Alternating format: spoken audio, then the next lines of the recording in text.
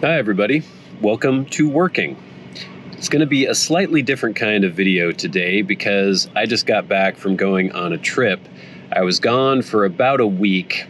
Last week there was no working video because I left in the middle of the week and I didn't have a day where I could record and show something interesting to you. And then I missed pretty much the entire week after that, and once again couldn't really get anything recorded for you. But now that I have posted 4 videos on the channel, I have gotten so many comments and questions from you guys. I thought this might be a good opportunity to answer some of those questions, and then next week I should have a good video showing you something else interesting having to do with concrete or concrete work. I just want to point out, and I hope this is okay with all of you, I'm trying to do a video every week, but with concrete and with construction in general, you never know exactly what's going to happen. You can plan things out and try to have everything scheduled, and it just might not happen the way you thought it was going to. So on a given week, I may not have something super interesting to show you. We'll try to keep it that once a week, every Monday schedule, but just hopefully you guys will extend me some grace if I can't make that every single time. Let's get into some of this stuff. A lot of interesting questions about the videos we have posted. I'm just going to start at the beginning, and the very first video I posted was the one in which I was pouring 2 garage slabs. And we have a comment here. This is from Bugson, and it's pretty simple and pretty short. They just say, no rebar? Well, no. There wasn't any rebar in those concrete slabs. For those of you who don't know, rebar are pieces of steel. People call it iron bar, people call it steel. I'm not sure the exact alloy, but it's pretty soft. You can bend it, you can cut it, and you put it in slabs to reinforce it. And typically on a concrete slab, we would have rebar, maybe number 3 or number 4 rebar. In the US, number 3 rebar means that it's 3/8 thick. Number 4 means that it is 4/8, so that's a 1/2 inch thick. You have different numbers for different thicknesses of rebar. Typically we would put that in probably every 3 feet in a concrete slab, or you might put in a wire mesh for reinforcement of the concrete. Those particular slabs that we did in that first episode, they had a thing called stealth fiber, which is basically, in addition to the concrete, that's a fiber material that holds together, locks together as the concrete cures out. It's kind of up to the individual contractor what they want to put in their mix, whether or not they want rebar. This particular one didn't want rebar in the slabs, partially for cost, I think partially just for ease of setup. We didn't set up those slabs. But it just depends. Sometimes the engineer requires rebar, sometimes they don't. These ones didn't have an engineer and didn't have a requirement for rebar. Next, this one is from Glenn Dunnington, and Glenn says, how long have you and your brother worked together? Looks like really hard work with no stopping. I am impressed. Thanks for the question, Glenn. My brother and I have worked together off and on for years. As a preteen and teenager, I would spend summers working for my dad. This is my dad's family business, and my brother was often working with me as well. We've had different jobs. I have lived in different places, but years and years and years, decades even. Next. So this is still about the 2 garage slab day video. Blake's Pipe says, how long does it take to drive a vehicle on it? Yeah, several questions, so I'll answer that first one first. Depends on the pour, depends on the mix, depends on the weather. Concrete takes quite a while to actually cure out and get to its full strength. It can be as much as 30 days sometimes. Typically, if it's a driveway or a garage slab, you could say about 7 days. You may not want to have a super heavy vehicle on there though, but just a typical car, usually around 7 days. When can you dye it if you want it colored? Well, typically we would use an integral dye in the mix. You would have a certain poundage of the dye depending on the color you were going for, and you would mix it in the concrete at the concrete plant. You can also trowel concrete dye into the surface sometimes if you want, but typically we do integral. Why do you only make 2 sections and not 8 just in case one cracks? I think that was a misunderstanding. We had a screed in the middle of the slab, which is basically a board that we can rod off of. A lot of different terms in construction, but rodding is just using a board to smooth out the concrete, get it at the right level. Then we'll take a bull float and go over that. But that screed that Blake saw in the middle, that wasn't dividing it up into sections. That was just an aid for us to rod the concrete.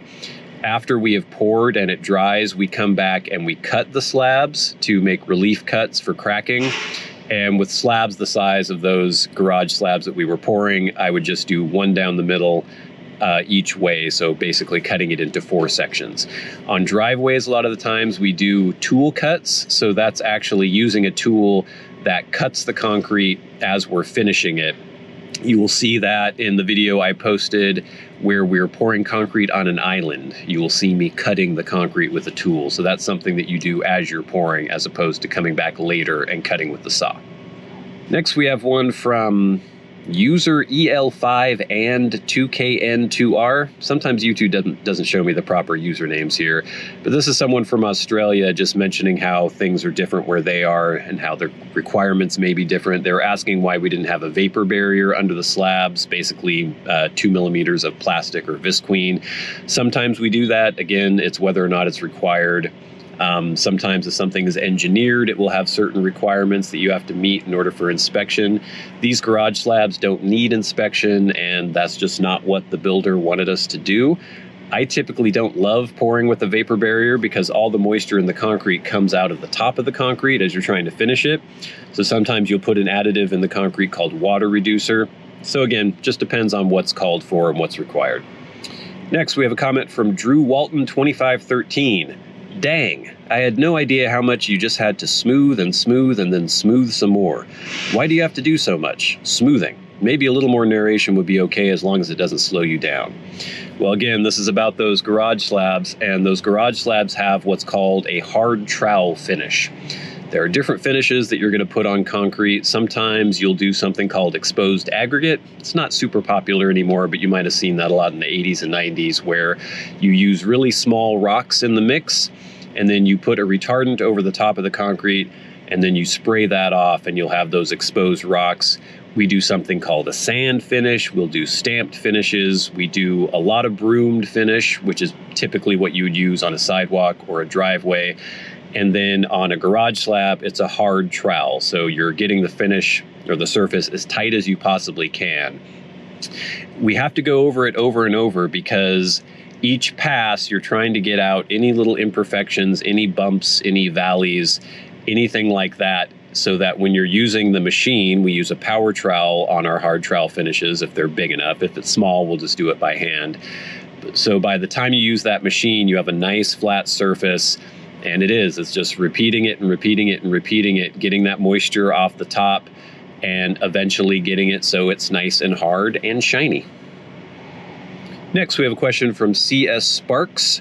They say, do you primarily stick to residential, or does your dad get some commercial jobs?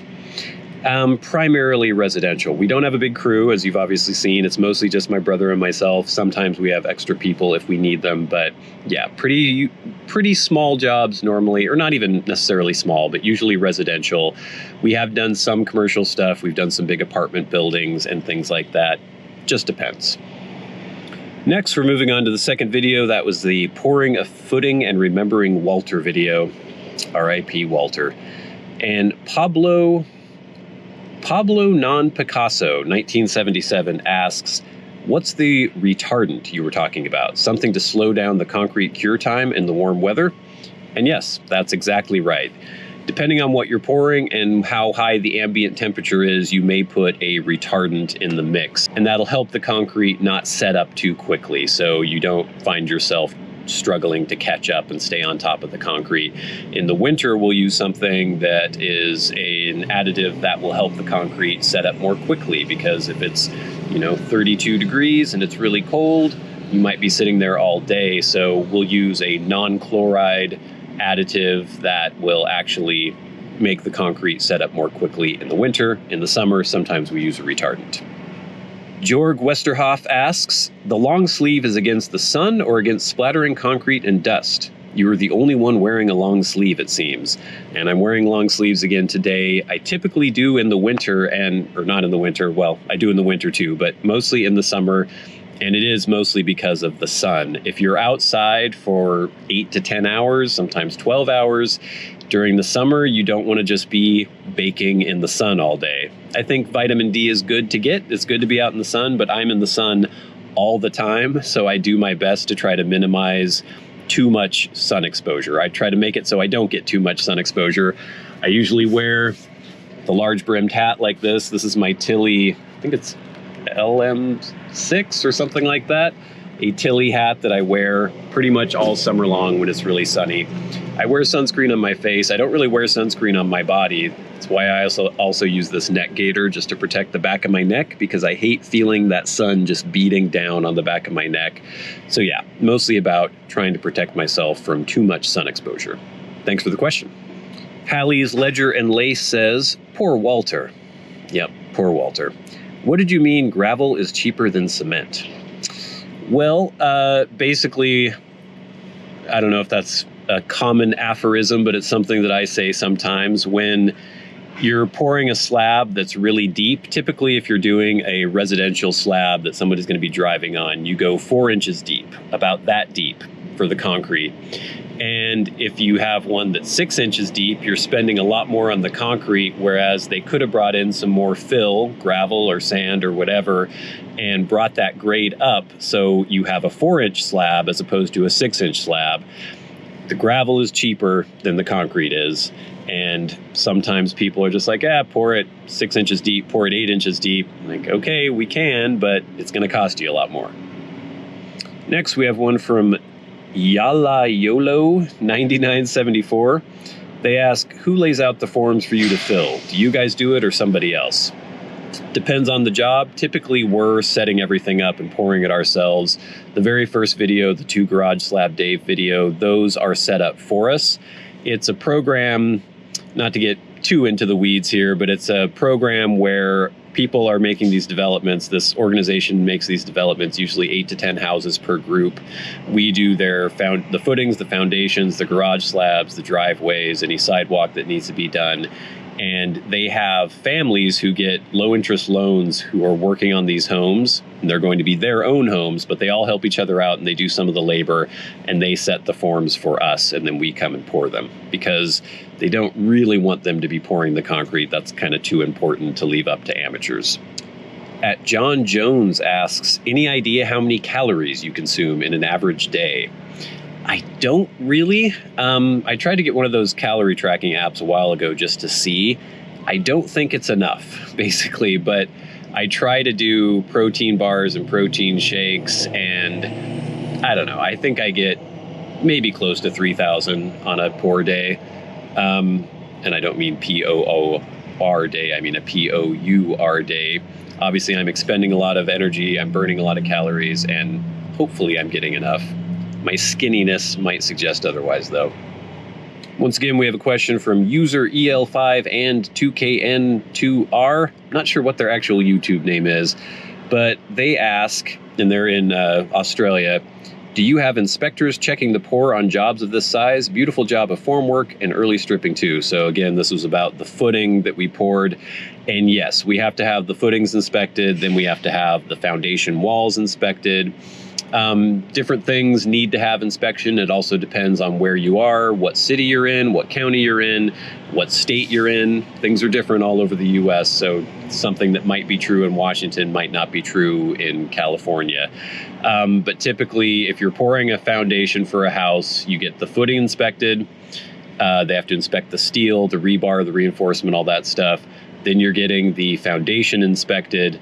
And that's pretty much it for us. But then as the house is being built, there are other inspections that need to take place. There's the shear well, the shear nailing, and all sorts of different things. And eventually you'll have your final inspection. But for us, it's typically the footing and the foundation.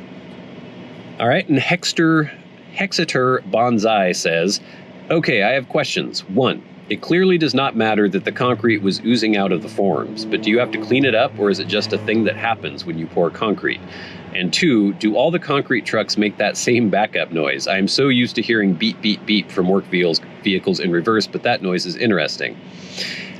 So the first question, when you're pouring footings like we were pouring in episode 2, they're not always going to be right on the ground. And what we'll typically do is use a drier mix first, just to sort of fill in the bottom of the forms, and then we make it wetter to fill in the top.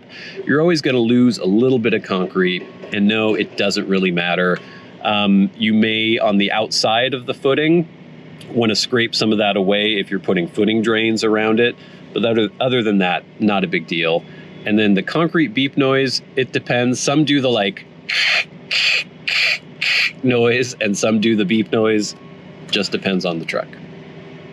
And this is just a comment from Guy Bumstead 4570. They say, seeing those 2x8 by 1 inch form boards makes my back hurt. People watching have no idea how heavy they are. I did daylight basements with 4x8 forms for years. Ouch. And they're actually 2x8 by 1 1/8 forms. I know a lot of you people in different countries will be rolling your eyes at the system we use, but it's what we know. So they're 2 foot by 8 foot panels, and they're 1 1/8 thick. And yeah, they're pretty heavy. You get used to it though. Next, we're moving on to the video of Hot Mud on the Island. I think that's what the name was, but it's basically where we're going out to Lummi Island. Concrete gets a little hot, goes a little faster than I expected. I should have put retardant in it, speaking of retardant. And we have a question from Big Earn Bladesmith, who says, is this the island where the Edith Finch game that you played takes place? Does anyone do exposed aggregate anymore? Edith Finch is a computer game I played on one of my other channels a long time ago, and it takes place in an unidentified island in the Pacific Northwest. I was pouring concrete on Lummi Island. They all look similar. They're all really forested, really cool. I love the San Juans. I love all the islands around here in the Puget Sound, and Lummi Island is a pretty one as well. And then, does anyone do exposed aggregate anymore? Some people still do. I mentioned exposed aggregate a little earlier in this video. I don't love how it looks. I think it looks kind of 80s. I think it looks kind of outdated to me, but some people still do it. Okay, next we have a question from DRegMonster 4371. What do you think about people who write their initials in wet concrete? And your chest mount view looks similar to a video game on your other channel. I don't know. Some people who we're actually doing the job for will want to put their initials in. That's fine. We usually just tell them to pick a corner kind of out of the way, because usually we're still in the process of finishing the mud. Usually by the time we're done, it's too hard to put initials in. So they might just pick a little concrete or a little corner, and they'll have their kids put their handprints or initials. That's fine if they want to. People coming and vandalizing it after we're done, that's pretty irritating, because we can't sit there and watch it all day. It doesn't typically happen on new home construction, but if we're doing something, in a more built up, busy area, chances are someone will come by and do something stupid like drawing penises in the concrete later. Depending on how deep it goes, sometimes we can fix it, sometimes we can't, and then it's up to the contractor if they want to rip that part out and try again. It's irritating. And CS Spark says, you both worked great under pressure. Is the retardant something that gets added on site or before the cement truck hits the road? It could be both. If we order it, though, it's typically going to be added at the concrete plant, but you can bring it out on site. You could have it in buckets and throw it in the mixer truck and mix it in as well. I think it works a little better if you put it in with the initial mix. But yeah, you can add it later too. Next, Hexeter Bonsai says, I have heard you mention the rattling before. Is that something to do with the concrete beginning to dry inside the drum? So yeah, that's something that I'll ask. We're pouring a slab and we want to know how much is left in the drum. And you might say, oh, is he rattling yet? Meaning, is the truck drum, the concrete truck, rattling as it goes around? And that basically just means, depending on the size of the drum, that there's maybe 1 yard to 2 yards of concrete left in the drum, because as the concrete drum gets empty, there are fins inside the drum which push the concrete up as the concrete drum turns. And if you have less concrete in the drum, it'll start falling down and rattling inside the drum. Just a way to kind of guess how much is left. They also have now put readers on the side of the drum for a lot of them, like electronic probes that are in the drum that are supposed to tell you how much is left. They're not very accurate, especially when you get down to the bottom. At Nosage1978 says, when I've been watching your videos all of these years, so I have a different channel called Stuff and Things, I always thought of the Bellingham area as being a fairly large city. These videos show me a different perspective. It reminds me of the East Coast where I am from. Bellingham itself, where I live, is, I mean, it's not a big city, but it's, I don't know, 90,000 people, maybe close to 100,000. And then the surrounding metropolitan area has, I don't know, a couple 100,000 maybe. But typically we're working out in the county. So we don't do a ton of work in the city because it's so built up. There isn't a lot of new home construction going on there. So yeah, often we're in more rural areas around. And yeah, there's a lot of farmland, a lot of pasture, a lot of really beautiful places around Bellingham. Blake's Pipe says, I don't get that milk thing. I could never drink milk on a hot day, not even cheese. And I love cheese. I don't know where the chocolate milk thing started, and I'm not going to drink just plain milk. But on a really hot day where I've been working really hard, and I don't drink chocolate milk every day, just so you know, it just really hits the spot. And I think there is something about chocolate milk being good for recovery. At least I have found that. I don't know if it's the fat and the sugar, maybe something within the chocolate itself that helps, but it really helps me feel better and recover after a long day of hard work. Especially that Twin Brook Creamery milk that I get sometimes in the glass bottles. That stuff is amazing. So now we're moving on to the video about actually pouring the foundation on top of the footing that you saw in episode 2. So this is episode 4, pumping the foundation. And someone asked, this is Andrew Vidal, interesting to see you use plywood forming. How long do they hold up before they have to be replaced? We don't use plywood for much. You saw in that video when I was setting up the block out for those really large porch plinths, the 2-foot wide sections of wall, I did have plywood. That's because we were basically running out of our high density forms, and we just got plywood to cut and put in the front of those.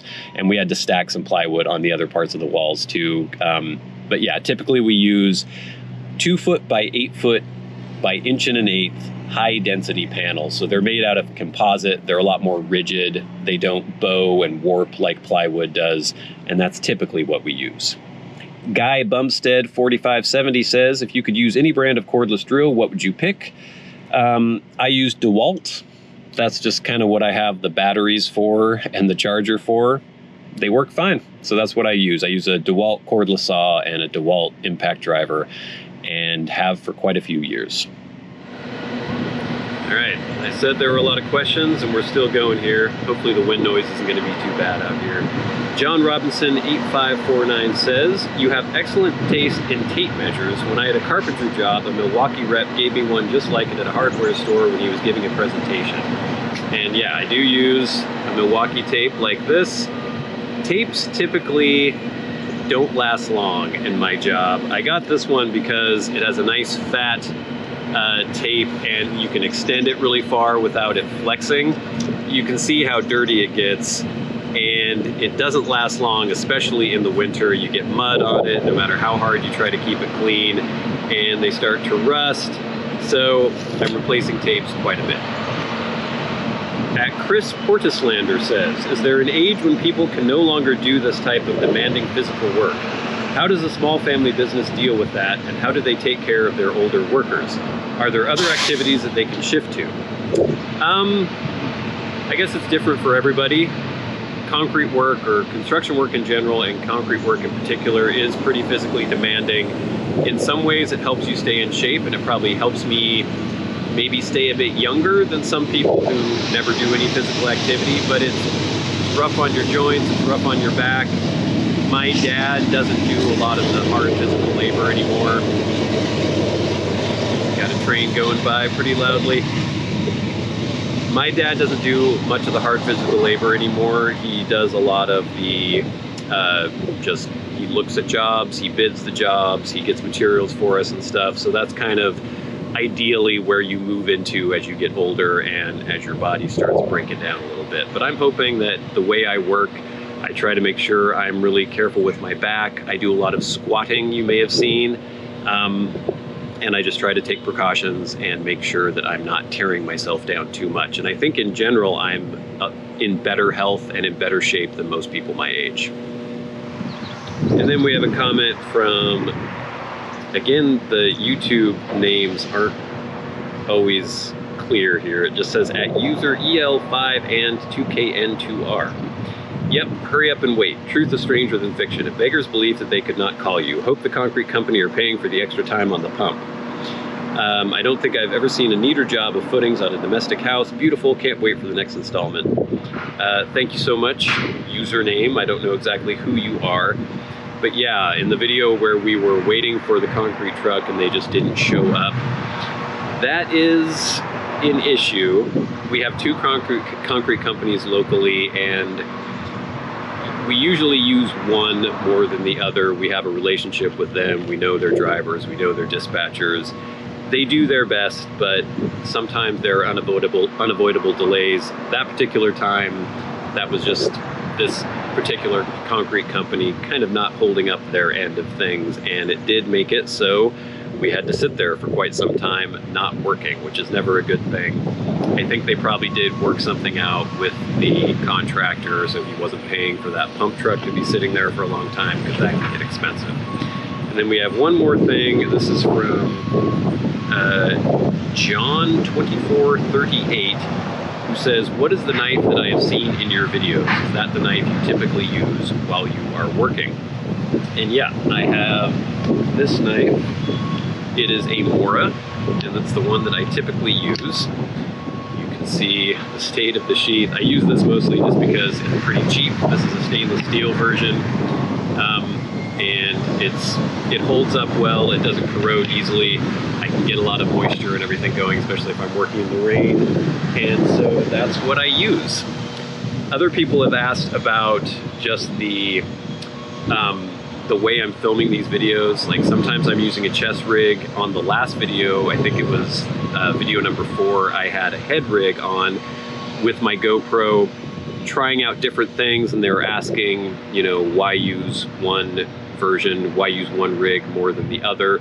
I was trying to do the chest rig because basically I wanted a point of view, and I thought if it was on my head, it would be a little nausea inducing because you move your head around a lot, no matter how much you try to sort of keep still. I thought I would try the rig on the head for the concrete pour because I was going to be looking down and pouring near my feet using the pump. I did notice I had to edit out a lot of parts where I was still just moving my head too much, and it was really hard to watch just as I was editing it. So I'm going to be continuing to experiment, just seeing what works the best for these videos. You know, I've done 4 so far, and I'm still kind of learning. I'm learning this new equipment, using the GoPro and everything, and I'd love your guys' feedback as well, just what you like to see, what looks good, and also as far as subject matter for these videos. Are there certain things that you really want me to show you? I don't show a lot of the really tedious setup, or at least I haven't so far. Maybe you'd like to see more of that. Just keep those comments coming, keep the questions coming. I really appreciate the interactivity. I really appreciate hearing from you and seeing what you like, what you don't like. Feedback really helps. So gang, thank you so much for watching this Q&A episode of Working. We'll be back soon with some more hard work on the channel. But until next time, if you've just finished a long, hard day yourself, please have a nice, cold bottle of chocolate milk for me. I'll see you next time.